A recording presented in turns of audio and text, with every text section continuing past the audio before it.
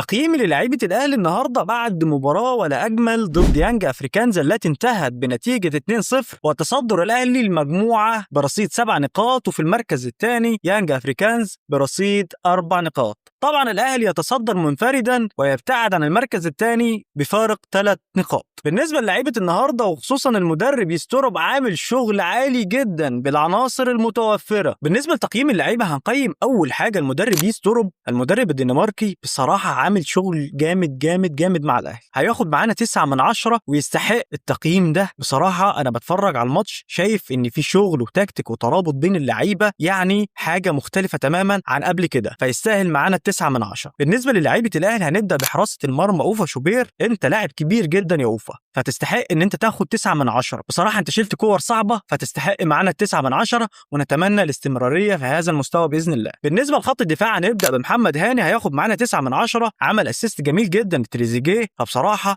انت بتقدم مستوى كبير وتستحق 9 من 10. بالنسبة لقلب الدفاع ياسر إبراهيم هياخد معانا 7 من 10 وفيها فوات، نتمنى انك تقدم الافضل من كده. بالنسبة لياسين مرعي هياخد معانا ايضا 7 من 10، قدم مباراة كبيرة في بعض الهفوات، اتمنى انك تكون افضل من كده في المباريات القادمه. بالنسبه لكوكا هياخد معانا 6 من 10، انت قدمت مباراه كبيره الحمد لله على الفوز، ولكن انت محتاج انك تركز شويه علشان خاطر مستواك متذبذب. بالنسبه لخط الوسط هنبدا باليو ديانج، هياخد معانا 5 من 10، مستواك مش اللي هو بصراحه، انت الماتش ده مش مركز تماما بسبب العرض اللي جاي لك وانك عايز تمشي. بالنسبه لمروان عطيه هياخد معانا 7 من 10، قدم مباراه كبيره ولكن محتاج ان انت تركز وتشتغل على نفسك اكتر من كده. بالنسبه لامام عاشور هياخد معانا 8 من 10، عمل مباراه كبيره بصراحه، برافو برافو يا امام، وفي احسن من كده. بالنسبه للكابتن احمد السيد زيزو هياخد معانا 7 من 10، لعبت مباراه كبيره ولكن في افضل من كده. بالنسبه للكابتن محمود حسن تريزيجيه